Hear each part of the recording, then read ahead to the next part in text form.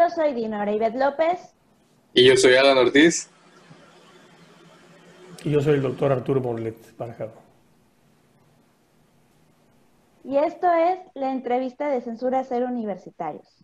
Hoy nos acompaña con nosotros el doctor Arturo Morlet Barajado, psiquiatra experto en depresión, trastornos alimenticios, ansiedad, estrés y adicciones. Muy buenos días, doctor. ¿Cómo se encuentra el día de hoy? Buenos días, gracias por la invitación. Muchas gracias por aceptarnos también para estar aquí. Es muy importante para nosotros como comunidad universitaria el saber cómo lleva todo esto. Y hoy creo que, Dinora, vamos a hablar de un tema muy interesante, un tema que a muchos nos ha pasado e inclusive creo que muchos no sabemos que lo tenemos, que es el trastorno alimenticio. Y me gustaría preguntarle así de entrada, ¿qué es un trastorno alimenticio? Bueno, un trastorno alimenticio es toda conducta anormal, después voy a hablar de lo que es normal y lo que no lo es, implicados en el acto y proceso de la alimentación o de comer. Un asunto que no es contemporáneo, es milenario. Se conocen estudios de pruebas de alimentación desde hace 400 años, 4000 años. Hay escritos antiguos al respecto. O sea que no es nada novedoso, pero hoy día es algo que preocupa. Sí, la Es decir, verdad. en esencia es esto, es toda conducta anormal en el acto y efecto de ingerir alimentos. Ok. Doctor, ¿cómo podemos identificar que tenemos un desorden alimenticio? Es una pregunta interesante. Generalmente, desafortunadamente, la identificación de los problemas alimentarios son difíciles por varias razones. Primero, porque empiezan en una etapa difícil del desarrollo del ser humano, que es la adolescencia, generalmente, aunque pueden ocurrir después. Y en segundo, porque la persona que es objeto de esa conducta trata de no mostrar su padecimiento hasta que las cosas ya salieron de control. En el caso de la anorexia, hasta que ya hablaremos después de eso, de que ya las cosas son inevitables ocultar. Por esas razones no es tan fácil su identificación. Oiga, pero por ejemplo, nosotros como jóvenes muchas veces, no sé, que llego yo y le digo a Dino, ay, Dinora, ya te ves más gordita, y empieza todo un cambio en nosotros y empezamos a pensar muchas cosas. ¿Qué tanto tiene que ver nuestro problema de querer encajar en un grupo con un trastorno alimenticio? Claro, adicional a los asuntos neurobiológicos implicados en los trastornos de la alimentación, porque es un problema neurobioquímico también, el problema social y el problema cultural es importante. Pero lo que acabas de decir es muy interesante porque efectivamente, especialmente los adolescentes y los adultos jóvenes están en una temporada en donde el verse con cierto estereotipo que aparecen en los medios es, digamos, lo deseable, ¿no? Y recibir críticas de un grupo de que uno está obeso, de que uno tiene una figura no muy atractiva, es algo que podría facilitar, aunque no sea la causa principal, de que la persona le dé vueltas a la idea y entonces haga algo para tener un peso ideal. Lo bueno sería pues hacer ejercicio y comer sanamente, pero generalmente a lo que se recurre en pacientes con trastornos de la alimentación es hacer ejercicio exagerado, más de lo que deberían de hacer, a restringir la alimentación o a tener conductas peligrosas de las que hablaré más adelante para tener un peso, digamos, deseado. Okay. Bueno, en este caso, yo sé que hay muchas chicas en la Universidad Alan que son mamás, al igual que yo, y quiero hacer una pregunta muy específica, doctor. En mi caso, me ha costado mucho trabajo regresar a mi peso después de haber tenido a mi bebé. Y he estado en dietas. ¿Las dietas pueden provocar un desorden alimenticio? No si no tienes la facilidad genética, porque también hay genética en los trastornos de la alimentación. Si puedes tú tener una alimentación saludable y no caer en el espectro de trastornos de la alimentación, que ya mencionaré más adelante cuáles son. Hacer dietas no necesariamente nos acerca, si no tenemos la predisposición, como he dicho, a tener un trastorno de la alimentación. ¿Qué es lo ideal? Que la persona tenga una alimentación. No me gusta usar la palabra dieta, porque eso hace referencia a restringir. Me gusta usar la palabra una alimentación saludable. Si una persona tiene una alimentación saludable, hace ejercicio moderado y está saludable, y con eso quiero decir que hay padecimientos que nos ayudan a subir peso, por sentido común la persona debería de bajar peso, idealmente. Cuando tenemos un sobrepeso es porque sencillamente estamos consumiendo más calorías que las que estamos quemando, a menos que tengamos una enfermedad hormonal, por ejemplo, como hipotiroidismo, por decir algo, el problema de la tiroides, que hace que aunque hagamos dietas, nuestro peso siga incrementándose. Oye, por ejemplo, he escuchado mucho, e inclusive yo soy gordito, entonces sí lo he visto, lo he vivido, que hacer dieta llega a ser muy caro. Llegas muchas cosas que te recomiendan o que te dicen come eso para bajar esto, llega a tener un costo alto. ¿Qué podemos hacer ante eso? Pues es muy simple. Efectivamente, hay un mercado muy oneroso, hay un mercado que explota mucho la parte de salud, en donde se promueven productos muy saludables, veganos, hasta vegetarianos, con 0 calorías, y además fuera del alcance de muchos bolsillos. Eso es verdad. Pero también es verdad que si uno se asesora con un nutriólogo, se pueden hacer estrategias de alimentación no tan cara, que podría sustituir todas esas cosas empacadas que se venden a precios exorbitantes.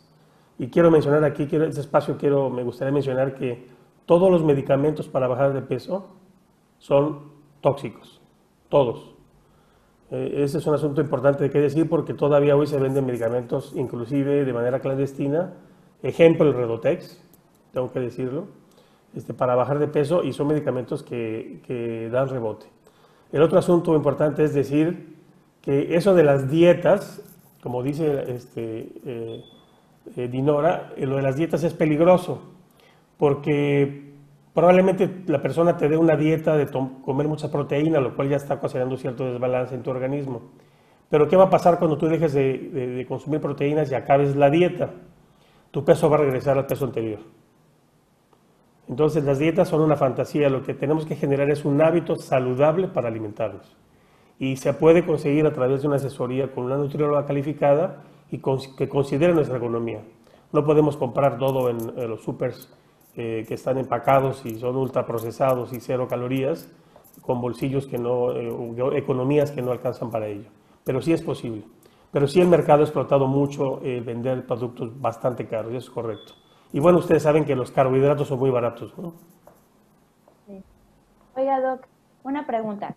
¿Qué tipos de trastornos alimenticios hay? Ok, dentro de los trastornos alimenticios destacan el primero la anorexia nervosa, que según estadísticas americanas y mexicanas ocupa el 1% a 1.5% de la población femenina, es más frecuente en mujeres que hombres. A continuación está la bulimia nervosa, después está el trastorno por rumiación, explicaré qué es cada uno de ellos, luego está el trastorno por atracones y luego está la pica. La pica se debe el nombre de pica en alusión a un ave que come cosas peculiares. Entonces tenemos la anorexia nervosa, que es la conocida afición y costumbre por comer muy pocas cantidades de alimento, casi nulas, y a continuación provocarnos o hacer actividades para bajar de peso tales como ejercicio en exceso, usar diuréticos, usar laxantes, usar medicamentos para provocarnos el vómito de manera propositiva. La persona tiene un peso tan bajo que ya su salud se encuentra en peligro. Es decir, esos pacientes con anorexia nervosa llegan a los hospitales, y los he visto, internados por desnutrición severa. Y es muy importante decir que estos pacientes tienen algo muy interesante que se llama alteración de la imagen corporal. Si uno pone un paciente con anorexia que pese 50 kilos en un espejo y esté en los huesos y le pregunte cómo se ve, se agarran una parte del pellejo del estómago y usan palabras como estoy gordo o estoy hecha un cerdo, palabras populares, a pesar de que están en los huesos. Es decir, hay una percepción equivocada de su aspecto. En el caso de la bulimia, el paciente, que es el otro trastorno, el paciente come demasiado, como si se diera un atracón, pero a continuación vomita o se purga, cosa que no hace el anoréxico. El anoréxico lo hace pero para bajar de peso y come muy poco. El bulímico come mucho, trata de compensar pero conserva algo de alimento y no tienen tan bajo peso. El paciente por trastornos por atracones es un paciente que come exageradamente pero no vomita y a continuación sube de peso. Y finalmente la pica es el comer cosas que no son alimenticias, como gis, yeso, papel, tela, cabellos. Ese es un trastorno que yo he visto un par de casos en el Instituto Nacional de Ciencias, de pacientes con trastornos de pica. Y el trastorno por regurgitación o el trastorno por rumiación son pacientes que pasan el alimento, lo regresan y lo vuelven a comer. Entonces, para resumir, en la anorexia el paciente tiene una alteración de la imagen corporal, cosa que no tiene el bulímico. El paciente come pequeñas cantidades o no come, y existe en anorexia nerviosa el tipo restrictivo, que es no comer o comer poco, y el tipo purgativo, que es comer y vomitar. Y el paciente con la anorexia nervosa tienden mucho a compensar o provocarse el vómito y a no parar hasta estar totalmente desnutridos. En la bulimia, como dije hace un momento, el paciente come demasiado, como por un atracón, y vomita un poco, pero no llega a restringir su alimentación. ¿Ok?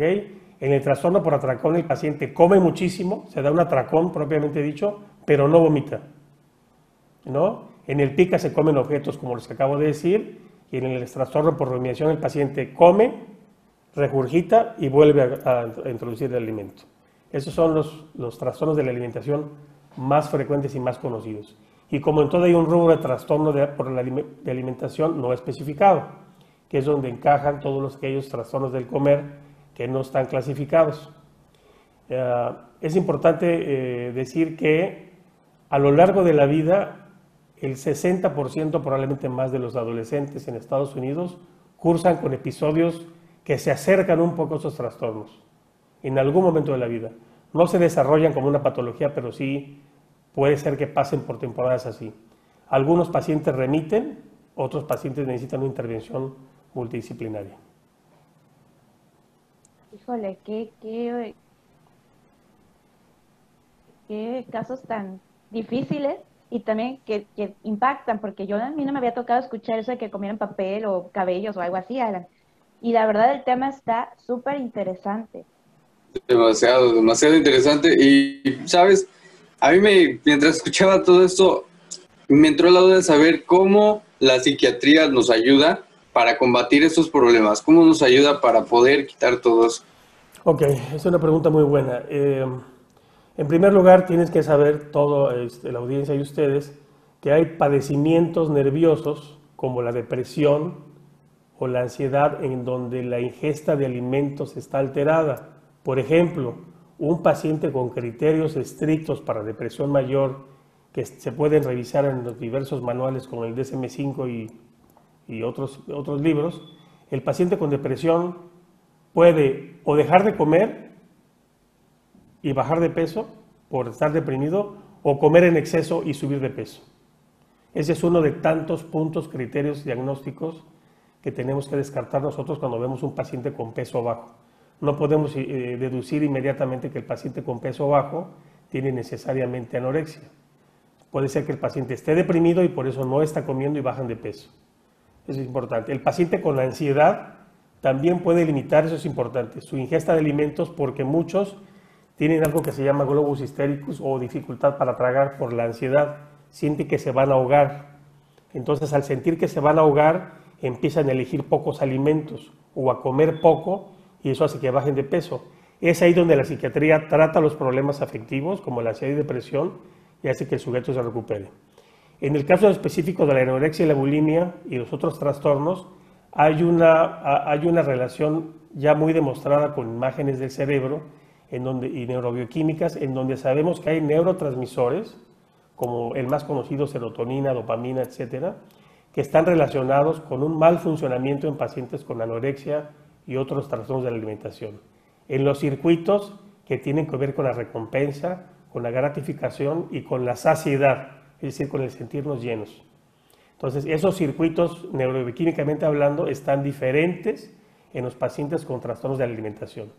Cuando nosotros damos un medicamento como por ejemplo un antidepresivo, este antidepresivo regula este neurotransmisor y hace que el paciente se pueda recuperar con más facilidad de un problema de alimentación. Por supuesto que el manejo no solamente es neuropsicofarmacológico, también se tiene que tratar a la familia, También se tiene que dar terapia al paciente para saber cuáles son los motivos que anteceden a la ingesta o al atracón. Y bueno, también se tienen que revisar los esquemas del pensamiento de cada paciente que tiene un problema de estos. Y por supuesto el estado de salud. El manejo, por lo tanto, es multidisciplinario, psicológico, psiquiátrico y médico. Doctor, ahorita que estamos en la pandemia, nosotros como estudiantes pues nos estresamos. ¿Cree que puede influir el estrés académico en estos trastornos? Sí, sin duda. Desafortunadamente, en las épocas de pandemia, que no son circunstancias nuevas, las pandemias existen desde que el hombre está en la Tierra, las pandemias hacen que uno al aislarse tenga uno primero más cercanía con los alimentos, el tener tiempo muerto y no salir hace que uno acerque más los alimentos, y tengo muchos de mis pacientes que están subiendo de peso por estar en cautiverio, digamos, estar encerrados en pandemia. Eso hace que uno coma más. Y lo curioso es que los pacientes que iban al gimnasio no están haciendo tanto ejercicio como se espera en las casas. Pareciera ser que ir al gimnasio, el acto de salir, nos hace más entusiastas para hacer ejercicio, y en la casa está la cama, está el televisor, está la computadora, la laptop, los medios electrónicos que hacen que nosotros seamos más sedentarios. Y efectivamente el estrés de la pandemia, que yo siempre he dicho, acabo de dar una conferencia de este asunto de la pandemia en la universidad. El asunto de la pandemia tiene algo que es complicado y que genera mucho estrés y que se llama incertidumbre.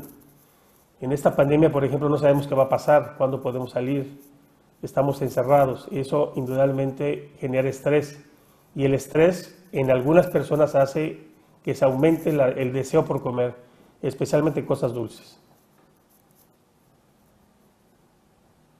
Ok, bastante interesante, doctor.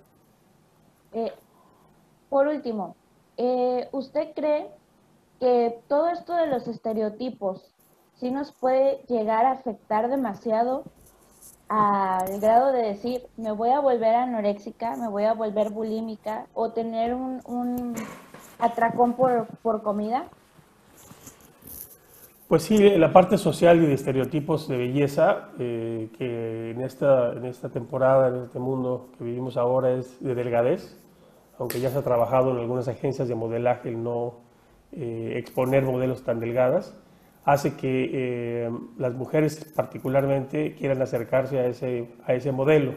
Tal vez no lo hagan conscientemente, tal vez no se digan ellos mismos me voy a hacer anoréxica, sino empiezan a comer menos, o empiezan a hacer demasiado ejercicio, o empiezan a vomitar o a usar cosas para verse mucho más delgadas. El problema con la anorexia, en el caso de la anorexia, es que el paciente va más allá de lo saludable, va a lo peligroso en muchos casos, ¿no? Ese es el asunto, pero en efecto el contexto social es importante, el contexto cultural es importante, y son de las cosas que se han trabajado en los últimos años para no exponer tanto estereotipo de mujeres con delgadez extrema, ¿no? Y no querer, por lo tanto, imitar estas estructuras que realmente no son tan saludables que digamos. De hecho, ahora creo que hay un diseñador que se ha dedicado a exponer modelos con un poquito que no tan delgadas, sino con una estructura no tan delgada, y eso ha ayudado a que no se identifiquen las mujeres con un modelo tan extremo, ¿no? Okay. Bueno, doctor, ¿podría darnos un mensaje a toda la comunidad universitaria sobre este tema, la verdad? Porque está muy interesante y son cosas que a lo mejor por las que estamos pasando y no podemos orientarnos al 100%. Claro, el mensaje que yo daría primero es lo que siempre he dicho a mis alumnos, la información. Es decir, saber, el conocer que es un trastorno, en el caso de lo que nos ocupa hoy, que es un problema de la alimentación. Cuando hay sospecha de parte de nosotros o de la gente que está alrededor, tratar de sugerir, estar informados, o tratar de entusiasmar para que reciban ayuda psicológica o psiquiátrica. Ir al psicólogo o al psiquiatra no es exactamente como piensan en Latinoamérica muchos, haber perdido la razón. Ir al psiquiatra o al psicólogo es algo que es como ir a cualquier otro especialista, solamente que tocamos temas del sistema nervioso, ¿no? Entonces yo creo que lo primero es informar, como lo hacen ustedes, digamos, esta información de ahora, que si es escuchada por otras personas, despertará muchas dudas. y despertará la curiosidad de buscar, y si lo escuchan los padres, despertará la inquietud de mi hijo está comiendo menos, o mi hija está demasiado delgada, o mi hijo está demasiado acomplejado por tener tan bajo peso, o mi hija no puede bajar de peso por alguna razón, ¿no? Siempre hay maneras de poder ayudar de manera médica, psiquiátrica y psicológica a los pacientes. Ese es mi mensaje para los estudiantes, los jóvenes y el público en general, que primero conozcan el problema, segundo, que se acerquen a los especialistas apropiados para tratar esto, y no a las personas que promueven dietas milagrosas ni medicamentos milagrosos que no funcionan y pueden ser hasta peligrosos. Y, por supuesto, hacer extensivo en las universidades estos problemas que son reales, no son problemas raros, y desafortunadamente cuando el paciente llega con nosotros ya llega en un estado bastante crítico, porque en México y en Latinoamérica somos demasiado tolerantes a los problemas nerviosos. Si está triste algo, debes tener un problema. Si está nervioso, es normal porque tiene escuela. Cuando a veces el límite entre lo normal y lo que no lo es muy delgado. Siempre es mejor exagerar con algún problema de estos que de dejarlo, omitirlo y entonces asistir al especialista cuando es muy tarde. Es muy importante lo que dijo y creo que todos debemos de tener en consciente eso.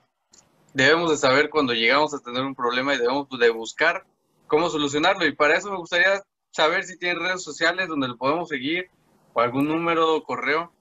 Es muy simple, ponga mi nombre completo en internet y tengo ahí Facebook, Twitter, y mi página de Facebook es de información acerca de salud mental. En Twitter también tengo información y tengo una página personal donde viene información de lo que hacemos los especialistas, incluyendo tratar problemas de alimentación. Nada más pongan Arturo Morlet Barjao en Google y aparecen todos mis datos en redes sociales. Perfecto, muchas gracias. Es importante que sepamos cómo nos puede afectar todo esto y cómo podemos solucionarlo. Es importante que sepamos que necesitamos ayuda y acercarnos a gente profesional como Arturo. Muchas gracias por lo que nos dijo hoy. Fue muy interesante, la verdad. Hay muchas cosas que no sabía y que inclusive hemos vivido en nuestro círculo social. Así que muchas gracias, Arturo. Y amigos, recuerden seguirnos en nuestra página de Facebook, Censura Cero UN, en nuestra página de YouTube, Censura Cero UN. Y recuerden vernos todas las semanas. Esa fue la entrevista de Censura Cero. Nos vemos la siguiente semana. Hasta luego, gusto en saludarles. Bye. Esta es una emisión de Crítica Social. La opinión de los participantes refleja el punto de vista de su autor, más no el de la Universidad de las Naciones.